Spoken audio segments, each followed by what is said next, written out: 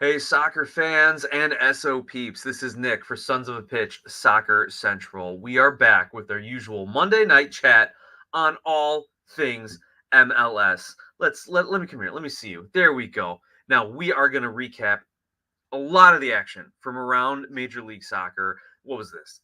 Week 12 starting in week 13. Teams got 13 games down. Like, we are thick in the middle of the season. We're going to try a little bit of a new format here. We're going to do an overview of the results. We're going to dive into some headlines. We're going to pick apart some teams in detail, and hopefully we can have a good conversation because of it. But before we get into all of that, guys, Mike worked hard on this. We got to show the intro.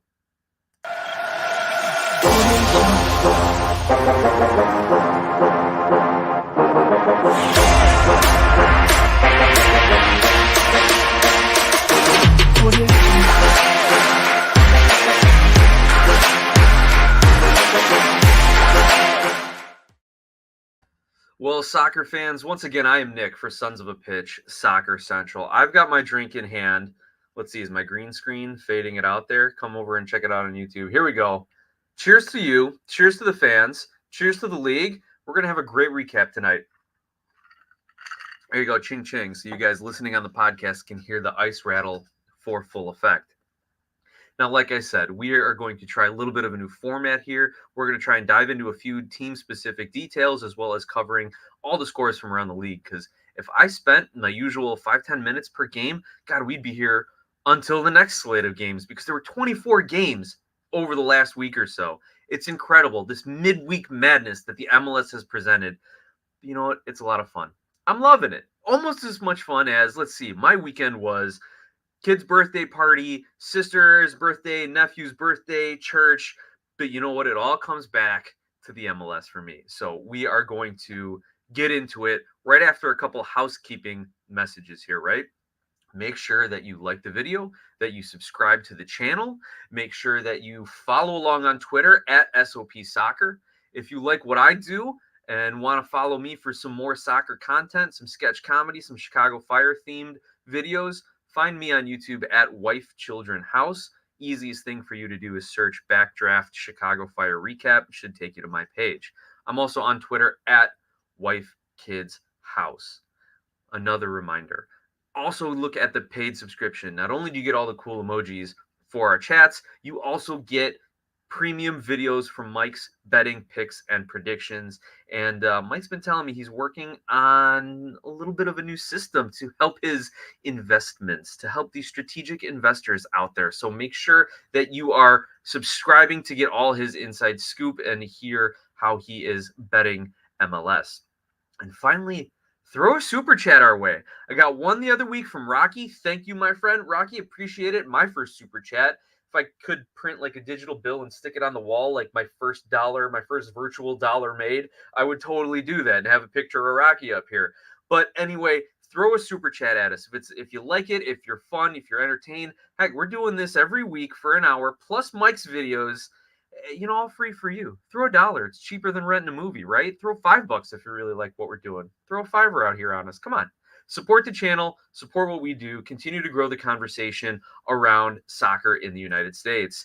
Now, we've got Zachary Harden checking in. Hey, guys, he says, Toronto Sports Insider here as well. He says, what's up, peeps? And Connor McCabe tuning in, a longtime friend of the show and diehard Columbus Crew supporter. Connor McCabe. Hello, Nick. Hello, Connor. Great to see you, man. Glad you're all here. Hopefully everyone's enjoying the night. Now, we've got the housekeeping out of the way. Let's dive into the action. So, our first slate of games was from Wednesday, May 18th. The midweek madness, I am calling it. We saw DC fall to New York City 0-2. We had Red Bulls New York in a thriller against the Chicago Fire. You don't hear me say that very often. Thriller and Chicago Fire in the same sentence. 3-3 draw. Philly and Miami play to a goalless draw. Minnesota United draws the LA Galaxy 1-1. Houston falls to Seattle 0-1. Sporting Kansas City finally finds a win and defeats Colorado 2-1. Nashville on top of Montreal 2-1. A couple of solid teams there getting it done. Vancouver defeats Dallas 2-1, a bit of a blemish on Dallas's record. And LAFC falls at home to Austin 2-1. Meanwhile, San Jose defeats Portland 3-2. Somehow these San Jose Earthquakes are always scoring like 3 goals a game, but then it's just a question of, are they going to give up 1 or 2, or are they going to give up 4 or 5? I think that's their model right now. Now that was the Wednesday midweek madness. Now we've got Saturday, May 21st. The madness strikes back.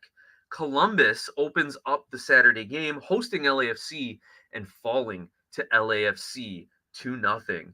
And we actually got a message from Connor McCabe on this one, who writes, I think there are a few issues with Columbus. One is they're fairly predictable, and another is they're fairly ponderous. They advance the ball more slowly than anyone else in the league, as per Second Spectrum's tracking data.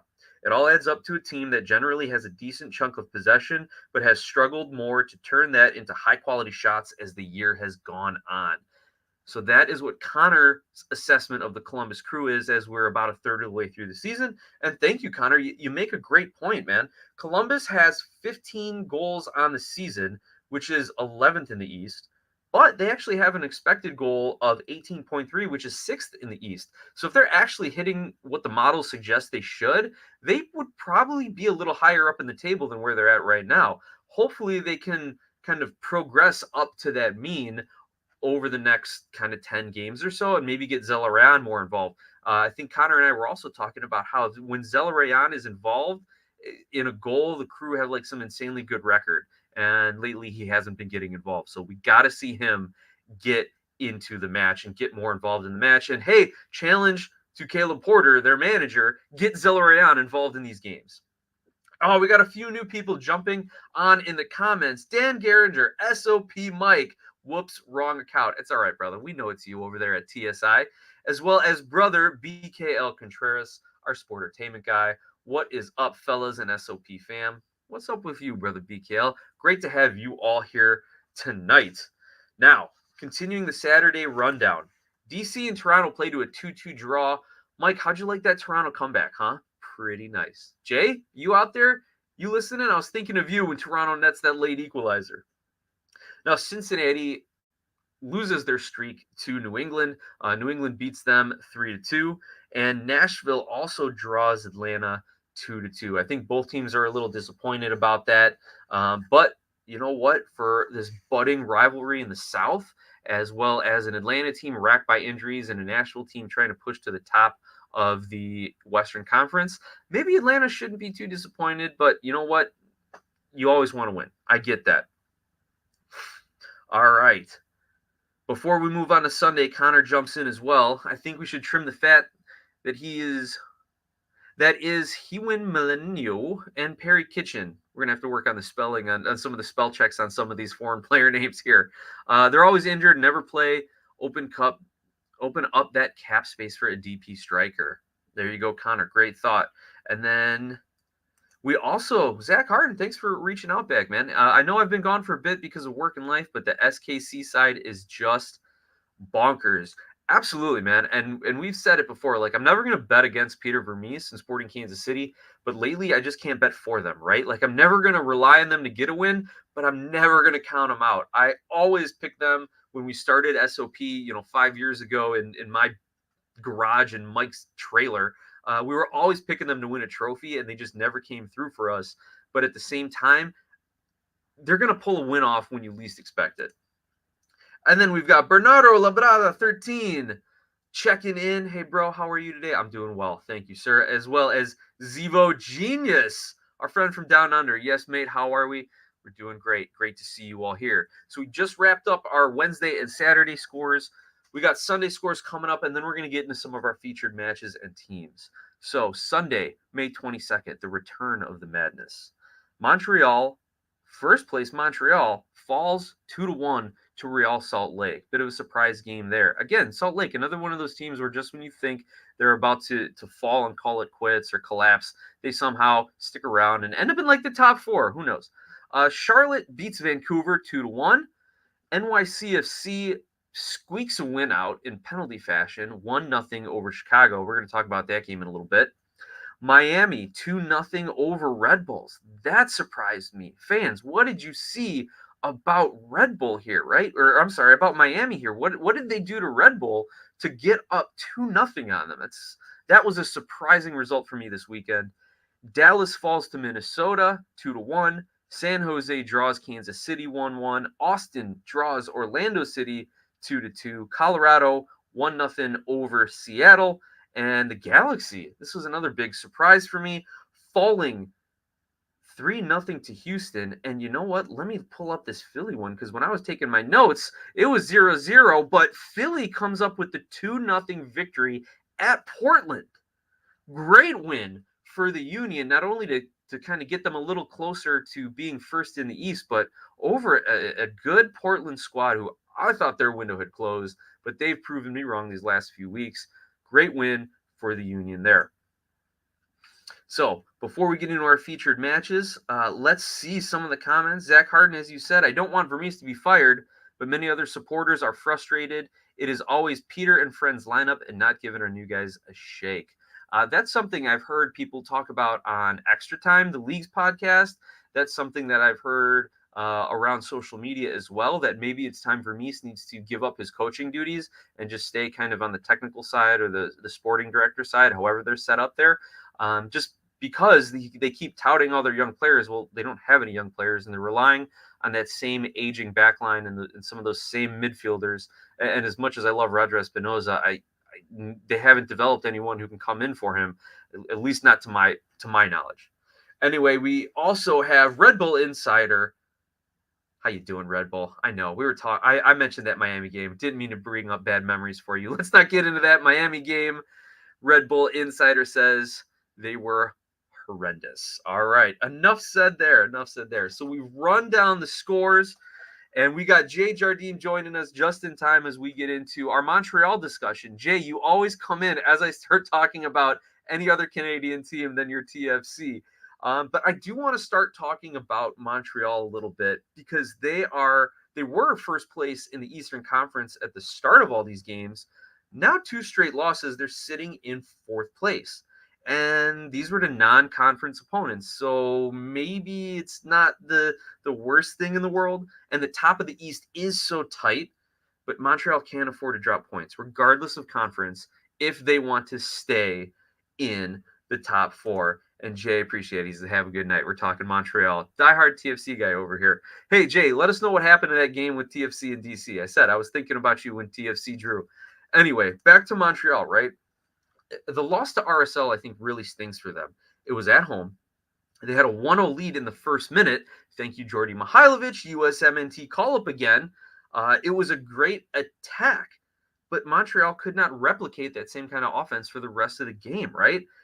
Now, the question around Montreal was whether they could sustain this play. I think everyone kind of gave up on them because they lost their first 3 games. Then they got to the top of the East, and now they're starting to struggle a little bit more. They're playing on slim margins, though. That's the point I'm trying to make. In their 6 wins that they have, 4 of them came by a single goal. They have a +1 goal differential on the season, and the 4th best goal differential in the East, tied for 8th best goal differential in the league. Now, their next 4 matches, Montreal's next 4 matches, FC Cincinnati, Austin, Charlotte, and Seattle. May and June will really let us see if Montreal is, in fact, that top 4 caliber team or just another playoff hopeful. Now, speaking of that same Jordy Mihailovic, I was reading an article about him on MLSsoccer.com. He seems like he's really matured a bit and really understands what it means to put on that red, white, and blue jersey, and really what it means to get that call-up, to play for and work for and earn that call-up, and then to actually be on the pitch with other national team members. So he gets called up to the June camp. He's definitely earned it. I would expect him to see a lot of minutes in the Nations League. Mihailovic can score. He can play centrally, which are 2 things that are lacking from the USMNT right now in the form of strikers and potentially injured midfielders. Now, another bit of news from Montreal, Kai Kamara is now tied for 4th on the MLS all-time goal-scoring list. So I'm going to let you think about who are the top 4 all-time MLS goal scorers with Kai Kamara while we look at a couple of the comments here. Jay says, to be honest, I missed the game, saw the highlights. Long weekend up here and busy with the fam. I'm with you, man. I had 3 birthday parties this weekend, so I missed a lot of the action, been catching up on social media, the MLS highlight packages, everything else that's out there. So much content, plus what we're doing, what other people on YouTube are doing. It's great. Bernardo, LA Galaxy are having a little bit of trouble, and we're going to talk about them in the second half of the show, so stay tuned, Bernardo, for that. All right. Have you thought about who are our top 4 goal scorers in MLS history? We should have all gotten the number 1, Chris Wondolowski, 171 goals. Landon Donovan, we all may have heard of this gentleman, 145 goals in the second spot. Jeff Cunningham, 134 goals in the third spot. And Kai Kamara has now tied Jaime Moreno with 133 MLS goals, tied for 4th all time. Also, if you go down the rest of the top 10 list, no, I didn't go any further, but Kai is the only active player in the top 10. So he might be able to jump up another spot or 2, but I don't know if he's going to catch Donovan or Wando. Now, sticking in the Eastern Conference, let's move on to a couple other top teams in the Eastern Conference who I'd like to speak about here. New York City FC and the Philadelphia Union. Now, New York City FC is probably the most consistent squad with how they play, if not only results, post-CCL. They had a little bit of a CCL hangover. And in my mind, New York City is the likeliest team to win the East. Again, apologies to the Philadelphia Union. So let's compare the two, though. Let's take a look at the two and see if you agree with my assessment that Philly is going to come up just short against New York City. Now, right now, Philly's in first place with 24 points. New York in second with 23 points in the East. But NYCFC's got that game in hand. NYCFC has a higher points per game by 0.07. So I don't know. Would you consider that negligible, fans? But also in the goal scoring department, City has 24 total to Philly's 17. Also, NYCFC has conceded 1 more, but still has a bigger goal differential, right? Hey, Soccer Mason 123. Great to have you join the chat. Where's Mike? He asks. Mike is running his betting picks and predictions and lives throughout. He brought me back. I'm Nick. I'm one of the founders of the channel from a few years back to host our Monday night recaps. So appreciate you jumping on, asking where Mike's at. He's somewhere in the chat. I'm sure he'll jump in at some point. So Mason, happy to have you. Cheers to you as we continue our rundown on the East. Now, those are just the general stats, right? And we always like to look a little bit more as to how they're playing, right? So let's look at some of the advanced stats real quick. Comparing New York City to the Philadelphia Union. New York City has an expected goals of 23.4, Philly 20.1. Expected goals allowed for New York, 12.3, Philly 11. So that means NYCFC should be outperforming, or if NYCFC is hitting their metrics, then they've got a plus 11 goal differential. Right now, they have plus 14. New York City is outperforming the models. Are we going to see them fall off a bit? I don't think so. I really think that New York City is going to continue this. It's their style of play, right? It's that City Football Group mentality of you play your game from opening whistle to the final whistle, right? You're not going to change your tactics. You're not going to drop guys behind the ball just because you're winning. You're not going to throw numbers forward, maybe a little bit if you're pushing for a result or a win or some points or whatever the case is. They consistently play possession style football with the focus on goal scoring. So I think New York City is going to keep this up. They got the talent to do it. Aber is back from injury. Converted the penalty against Chicago. He's going to get his goal scoring going with that. So I think New York City is going to keep it up. Now, Philly is slightly underperforming their expectations as far as these models go. But you know what? Here's what we got to look at. Let's look at some of the head-to-head because it really could come down to this if the season is so tight. Gee, City Football Group playing a tight race. Where have we seen that one before, everybody? So these two teams played in March, a 2-0 Union victory, and will play each other again in June 5th. And this is what I like to see, that there's a gap between these games. Not like how Chicago's already played Orlando and Red Bull twice, and we're only a third of the way through the season, right? I like seeing this gap. I like seeing teams have to play each other at different points in the season when things may be ebbing and flowing a little differently for them. So, again, I think NYCFC has the edge. It looks like they're going to win the East. Gosh, could we see a back-to-back MLS champion for the first time in a while? I wouldn't put it past it. Wouldn't put it past them. All right, we got a few comments coming in. Soccer Mason, hello, nice to see you. Nice to see you too, man. Excellent little logo there. Is that an Argentina jersey on your little avatar there? Very cool. I grew up trying to emulate Maradona. That was just my childhood, right? I heard enough stories from my dad about him, so I love the Argentina flair there. Dan Garinger says, anybody see that crazy Atlas v Pumas game? Dan, I haven't dipped into the Liga MX games as much as I'd like to this season, but if it's anything from what I've heard or seen, then yes, I agree with you. It was nuts. Hey, Connor says, hope everyone's doing well. Done with school and graduating on Friday. Busy weekend ahead. Connor, go out and celebrate, my friend. Enjoy. Congratulations on graduation. Good luck on the future. And brother BKL, we almost tried to jump in Eastern Conference when we winning 6 in a row, and Philly's almost jumping right back when they're winning. Also, Dan, I do see it. So, yeah, brother BKL agrees with you, Dan, on how crazy that Liga MX game was. And you're right, Dan. Things can fluctuate in the MLS. Or, I'm sorry, brother BKL. Things can fluctuate so quickly in the MLS. You drop 2 games, and then the next team wins 2 or 3. You're flipping positions. And it's exciting. And I think the league wants that kind of parity with things. Now, we are going to slip into our Chicago Fire recap here. Now, usually you hear from our good friend, longtime fan of the show, supporter of the show, and longtime follower of the Chicago Fire, John Donovan. He usually gives his take right now, and we appreciate John for all the work that he's put into in providing us with his summaries and his look-aheads. But John's traveling this week and was unable to get that recording done, so I told him, I got you covered, John. We'll pick it up again next week. Just between you and me, SOPeeps here, I think he may be out trying to scout, maybe an outside back or backup center back or someone. Just a speculation, just a hunch. John, let us know if that's what you're up to on your extensive travels around the country. Anyway, so let me allow me to briefly recap the Chicago Fire in John's absence here, right? I expected them to lose both games, being at Red Bull and at NYCFC, but after watching how they gave up the draw to Red Bull and how they played against New York City, I'm disappointed that they didn't come away with 6 points. That's the craziness about being a sports fan and a soccer fan, right? You actually watch the games and then you get pissed that your team actually performs, right? It's crazy, especially in Chicago here, right?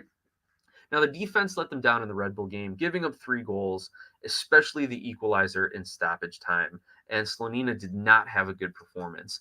If you want some more details on that, head over to my YouTube channel at Wife, Children, House. Search for Backdraft Chicago Fire Soccer Recap. It'll take you to my channel. And you can listen to my full breakdown of this, of the plays and of the stats. But really, SONMINEA didn't do him any favors. The defense didn't do him any favors. The offense did their best. This was their highest scoring game of the season. I think one other time they hit 3 goals. But then against New York City, the offense goes and lets them down, especially Duran, who missed 2 from close range, like within 8 yards, right? Now, he's only 19, but him missing those 2 shots, go find the highlights of the match and watch for yourself. Let me know what you think. Like, if he's got that if he's got that striker finishing touch, that instinct that we all know great goal scorers have, I think those 2 go in the back of the net. And that makes me worry about whether the Chicago Fire can actually develop a striker or not. So hopefully he finds it and starts finding the back of the net, most importantly. But we got to keep a close look on him because I don't think Chinonso Ofora is a starting MLS striker. And I don't think Shabilko, without perfect service, is going to be able to lift the Fire up out of the basement of the league with a few, goal scoring performances here. Now, let's try and have some positivity, right? I've been drinking. Let's have some positivity. Here we go. Now, the Mueller signing has worked for them. He looks happy to be back in MLS. He looks confident. He's taken on defenders or looking to cross or work a combo play like you saw his goal. Like he had an immediate impact, not only on the quality of the starting lineup, but also then allowing them to have some depth, right? He immediately comes in. Everyone moves down a spot on the depth chart, and it absolutely helps out the Chicago Fire from that perspective. Now, if we could just get Mueller, Shaqiri, and Torres all playing together for 90 minutes, maybe the Fire would really be cooking. And hey, Spit and Fire, if you're out there, my friend, let me know what you think about having all 3 of those guys start together, right? Also, I thought SONMINEA was going to get get benched for a game against New York City after all of his major blunders against Cincinnati and Red Bulls. But Ezra kept him in. So either Ezra's got a lot of confidence in him or is trying to challenge him to become a better player, or Ezra just doesn't know what he's doing and just keeps rolling out the same lineup and same subs week in and week out. It is kind of possible. But he played a really good game. And speaking of Gaga, great news for USMNT fans. Gaga Slonina, the Chicago Fire goalkeeper and potential dual national with the U.S. and Poland, put out an Instagram post saying that he wants to play for the United States, that he is going to commit to the USMNT whenever he is called up, which is fantastic. Love it. Love seeing local guys make it big. Love seeing great young talent committing to the United States. I will say, let's get him cap tied before anything actually happens. I didn't see him on the June roster. He still can make his one-time FIFA switch should he play a few games for the U.S., as long as it's not in a World Cup, as long as it's not in a continental final, so Nations League or Gold Cup, or 3 competitive senior matches. That would officially cap tie him. But if he plays in some friendlies, if he plays in, Nations League qualifying games or group games, he can still make that one-time switch. Now, we're going to take a quick break. We have talked a lot about the Eastern Conference. We're going to do the Western Conference in just a minute. For everyone on YouTube, we're going to take a short break. Go get a refill. Go grab your bottle of Skira Icelandic spring water. Run out to your 7-Eleven, get to your fridge, make sure you have it stocked up. If you don't, why don't you? It's delicious. It's rejuvenating. It's going to fuel my trip to Iceland this fall, that hopefully anniversary trip with the wife, we can get over there. Maybe I'll take a tour of the Skira plant, right? But anyway, we're going to take a quick break on the YouTube side. As on the podcast side, you're going to hear our brief sponsor read. So stay tuned. We'll be back in about a minute. See you very, very shortly, everyone.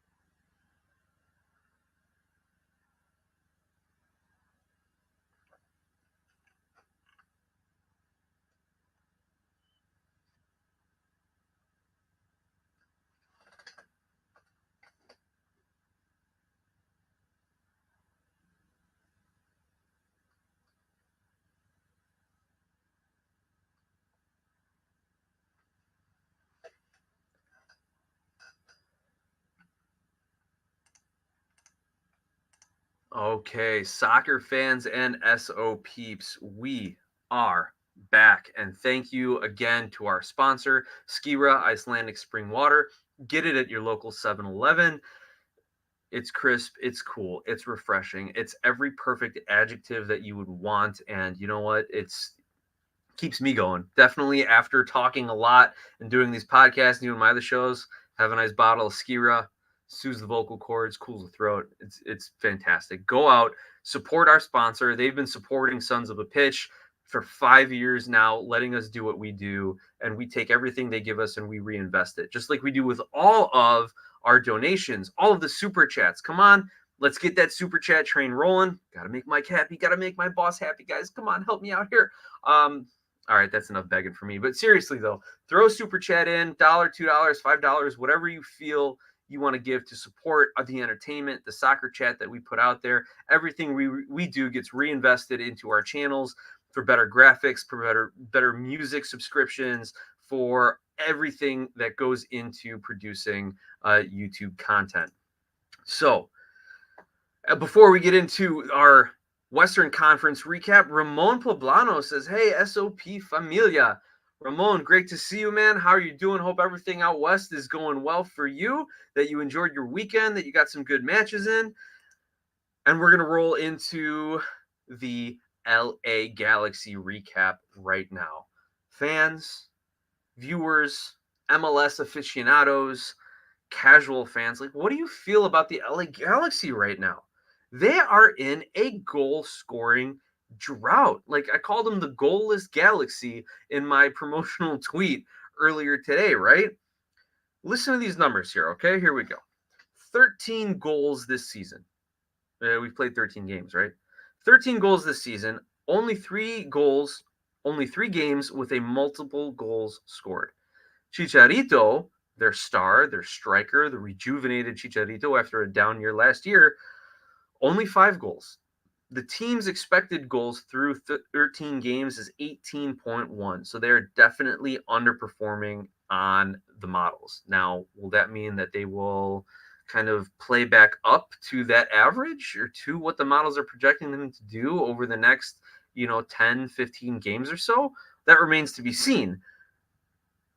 But they really need to start rattling off some goals. Get the cheap ones, man. They're going to have to start getting these, grind them out, counter pressing, turnover, bad goalkeeping passes type of thing. So we definitely need to see LA Galaxy grind out some goals here to try and get back on track. But we got to give credit to Greg Vanney because he fixed the defense. Last year that was a huge issue for the LA Galaxy, and it looks like he's fixed it somewhat. They've only allowed 14 goals this season. So again, about a goal a game. However, LA hasn't won. The LA Galaxy haven't won since April 23rd and have only taken a point since that victory. They're still in 5th in the West, with Nashville and Houston, though, ready to jump them. And that loss to Houston was a huge point swing. And we're going to go over the standings at the end of the show. We'll take a look at where all the teams are right now, where they're positioned, and how close the Galaxy are falling out of that playoff race for the time being. Now, in that loss to Houston, though, the Galaxy had 73% possession, 16 shots, 6 on goal, but just couldn't score. They even had probably the best passing game that I've seen all season in MLS. They had 693 passes at 88% accuracy.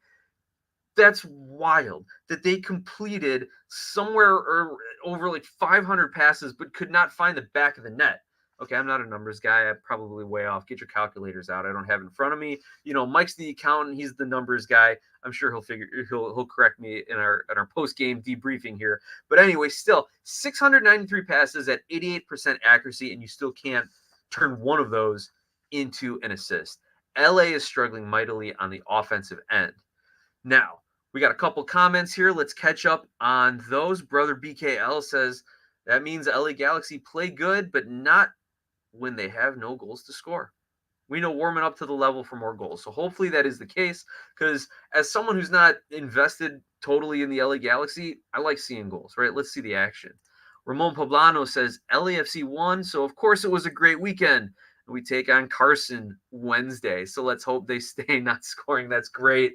Excellent vibes to put out there to get that LA Galaxy kind of bad mojo to continue as they roll into their across-town rivals. Well, Ramon, if you're going to be at the game, man, take a few pictures, send them our way. Let's see how the stadium looks and how all the fans are going to be out there partying it up for that. And as you say, you're right, LAFC still in first place. Thank you, Ramon, for those comments.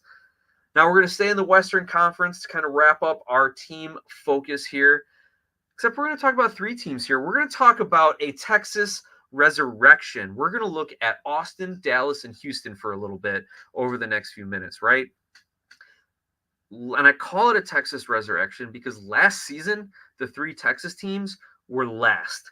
Dallas, Houston, Austin were the bottom 3 in the West. I don't know if that was a specific order, but they were bottom 3 in the West. And now they are 2nd, 3rd, and 7th in the West.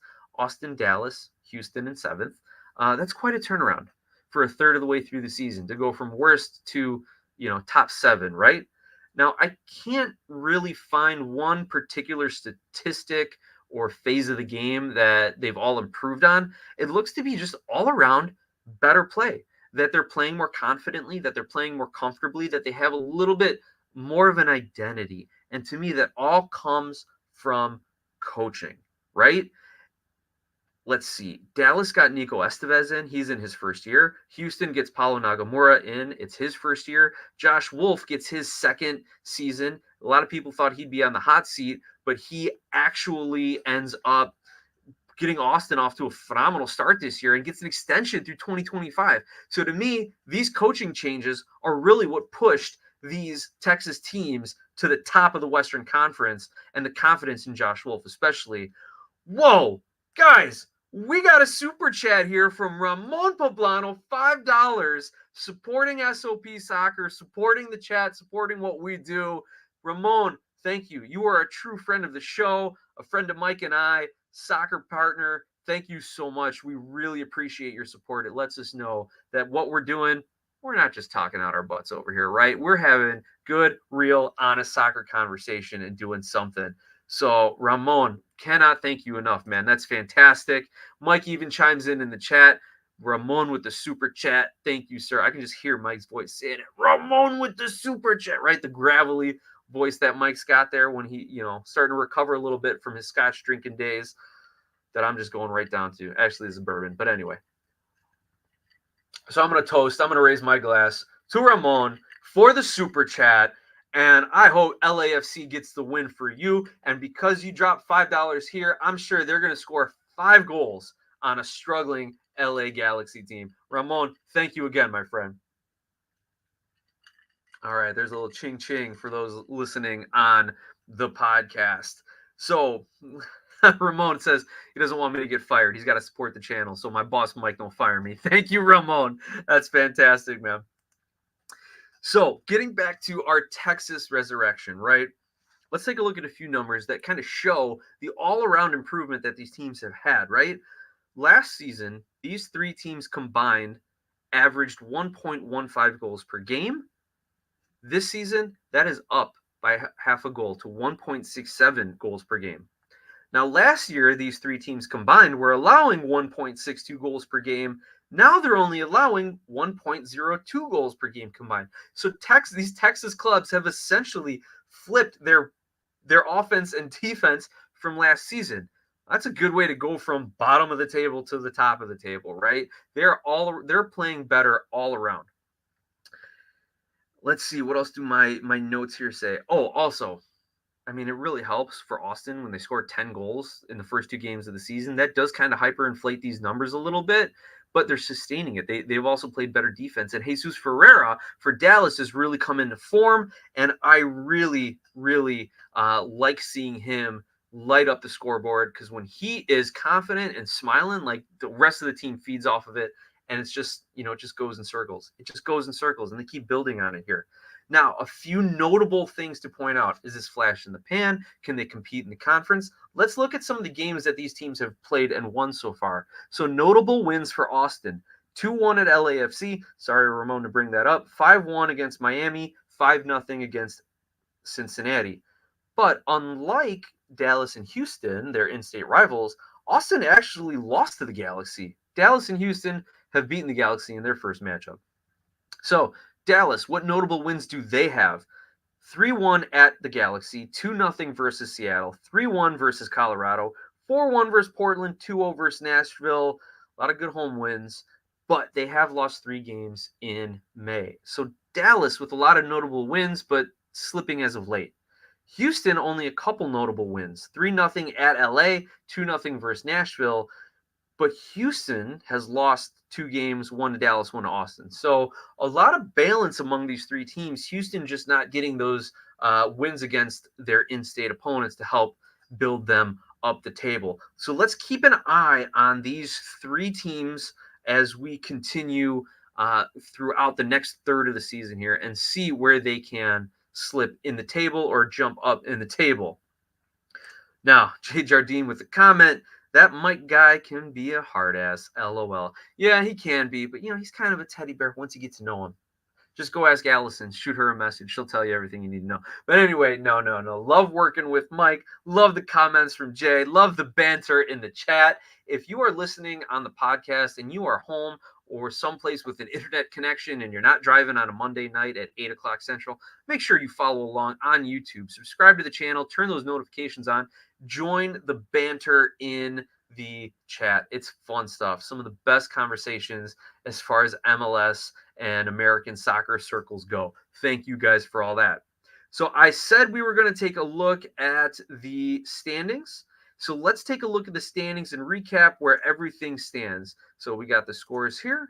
We'll click it over and we'll let my internet and MLSsoccer.com do its thing. Hopefully not too much of a delay while loading. Now, we do know that we've got Philly back on top of the Eastern Conference with NYCFC in second place. And as you can see here, again, real tight at the top of the Eastern Conference.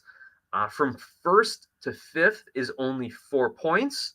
And then sixth and seventh, Cincinnati and Charlotte, are only 5 and 8 points off of first place, respectively. Anyway, but NYCFC does have that game in hand due to their Champions League play. Looking at the bottom of the Eastern Conference, though, we've got Atlanta and New England, Miami at 16, 15, and 15 points. So they are right in it. So if you want to look, really, the top 5 teams in the East are separated by 4 points. And then the next group of teams, let's see, 1, 2, 3, 4, 5, 6. The next 6 teams are separated by 5 points. And then you've got Columbus, Toronto, and Chicago on 13, 12, and 11 points. Just trying to get some sort of momentum, right? Now, I don't know what their schedules look like going forward. The Chicago Fire have been playing better as of late. They just don't have the results to show for it, right? They probably should have won that, at least taken a point from that game in Cincy against Cincinnati. They should have won that game at Red Bull. I mean, they lose to New York City, one of the most prolific goal-scoring teams this season, 1-0 on a PK. Like, Chicago should be a lot higher up the table. They're just not getting the results to match how they're playing. Hopefully, when Rafael Chihos is back, whether he's sitting out with some injuries, some personal time, or whatever the case is going on with him, I'll have to research that a little bit more, that allows some different pieces to move in to the defense and to the midfield, and they can kind of get a few wins and move up the table. Fans, in the comments, in the chat, what do you think? Which one of these teams in the bottom half of the East is likely to make a push up? We know Toronto is waiting for Lorenzo Insigne to jump up, right? To really elevate their play. But Bradley's got to get the defense. Insigne can do a lot for this team, but I don't think he's going to do a lot for their defense. Correct me if I'm wrong, Toronto fans and Napoli fans. What's the scouting report on Lorenzo Insigne as a defender? You know he's going to start scoring goals with them, right? But can they do enough? They're at the bottom of the table, second to last in the East. Will that be enough? Meanwhile, Columbus, gosh, if they get Zelleray some good looks, it might be like them signing a new player, because he's really been, absent in many parts of the game without the team allowing him to get in a good run of form. I think DC can make a push up from 11th to that playoff line, as long as Taxi Fountas, my fellow Greek, keeps finding the back of the net. Anyway, let's take a look now at the Western Conference standings. LAFC atop of the table with 26 points, right at 2 points per game. That is that beautiful top seed, almost supporter shield kind of statistic you want. When you're hitting 2 points a game, let's see, New York City's at 1.92, Philly's at 1.85. But when you're hitting those 2 points per game, you are sitting pretty. So despite LAFC kind of recently struggling a little bit, and people kind of wondering if Vela's form has fallen off a little bit with all the contract negotiations and extension talks, they're still in a really good position right now. And I'm sure head coach Steve Cherundolo is going to say, look, we're first place. We are LAFC. We know we're the best team. Let's do it. Let's play like it. And he's going to get those guys motivated to get out there and take care of business. Now, finishing the top 4 in the West, Austin, Dallas, and Salt Lake at 24, 22, and 22 points. Salt Lake is surprising me. Sitting here with 6 wins on 22 points. I did not expect them to be here. But here's the thing. Their goal differential is at -3. Usually teams with a negative goal differential are nowhere near the top 4, let alone in a playoff position. So we're probably going to see RSL drop a little down the table over the next several weeks. Just a hunch of mine. Now, Bobby Wood hasn't been getting going. If he can find some goal-scoring rhythm and help make up some of this differential, a couple 2-3 goal games for RSL, then maybe they hang around that number 4, 5, or 6 spot. But I just don't see the way they're playing right now way to sustain a top 4 pace. I'm sure Nashville is going to start to move up the table. I'm sure LA Galaxy, if they can find that goal scoring, is going to move up a little bit. And let's not forget who's in 12th place right now, the Seattle Sounders, who after winning CONCACAF Champions League and being the first MLS team to do so in this current iteration of the tournament, they've gone 2-2, 2 wins, 2 losses, but can still field an excellent squad. I almost wonder, though, if Seattle is digging themselves a bigger hole by being in the 12th spot, and then you're going to lose a few players to international duty, whether it's Jordan Morris to the U.S., whether it's and Christian Roldan to the U.S., whether you're going to see Alex Roldan go play for El Salvador in Nations League, maybe Rui Diaz goes back down to Peru. We don't know, right? Is Ladero going to get called into Uruguay's camp? Probably not, but he could get in as maybe an injury replacement, something like that. So hopefully Seattle can, for Seattle fans' sake, regain that form. They are sitting at 1.18 points per game, which is higher than the 2 teams ahead of them, but still lower than any of the playoff teams and the next 2. So Seattle's got a lot of work to do. Is this going to be the first season that they don't make the playoffs? I'm not going to bet on that, but don't call me surprised if that's the case. Now, we've got below them Kansas City and Vancouver in the bottom of the Western Conference. We all know Kansas City struggles. We talked about it a little earlier in the show. So if you're just jumping in now, make sure you go back and listen to some of the comments that we got from some of our viewers, as well as me never wanting to bet for or against Peter Vermees at this point. Anyway, Vancouver. What's going on in Vancouver? They look so promising. They look like they had their coach in place and that things were only going up, and they cannot find any sort of form. So fans, what do you think? Viewers, listeners, what do you think about this Western Conference picture right now? Do you think RSL is for real? Do you think Portland and Seattle can push their way into the playoffs? Was I wrong to say the Timbers championship window is been shut and that they need to kind of blow the team up and get some new legs in there? What about Minnesota and Colorado? They are sitting tied with Houston for 7th, but below the playoff line on goal differential and wins. So I'm sorry, they all have 5 wins on goal differential. Do you see those teams pushing their way up? So let's go check out some of our comments that we've got. Good banter in the chat. A lot of good talk between friends here. So why don't you do this? Email me your thoughts, everyone. sonsofapitchsoccer@gmail.com, or you can email me directly at wife.children.house@gmail.com. What do you think is going to be the movement of these teams in the East and the West over the next several weeks? We're a third of the season into it. We've got the dog days of MLS summer coming up. So how do you think things are going to shift? Do you expect the top 4 teams to stay the way they are? And hey, send us in a picture if you're at a game. Email us your thoughts. We will include all of that in our next episode, as well as on Twitter, if Mike ever gets around to doing some social media updates. That's right, Mike. I know you're slacking, but we're going to get you back going. We're going to use a little peer pressure here. Now, before we go, just one other headline for you USMNT fans out there. Leeds United in the English Premier League, who just avoided relegation on the final weekend in the Premier League and will remain in the Premier League, will also do so with new signing Brendan Aronson, right? They are like this close to that deal being finalized. I think it's pretty much done. It was not going to go through had Leeds been relegated, but now that they're staying up, they secured a spot. They are going to probably sign Brendan Aronson, and he'll get to reunite with Jesse Marsch, right? Now, the MLS effect of this is not only do we have a great MLS product now playing in the Premier League, that's fantastic, right? This isn't a Christian Pulisic who was, almost prodigious, a prodigy coming out of a camp and then going over to Europe and playing when he was in his youth. This is a young player still, Brendan Aronson, but he came up through the Philadelphia Union Academy and then made his way to the Premier League. That's fantastic. Plus, he's got his younger brother, Paxton, who may follow in his footsteps.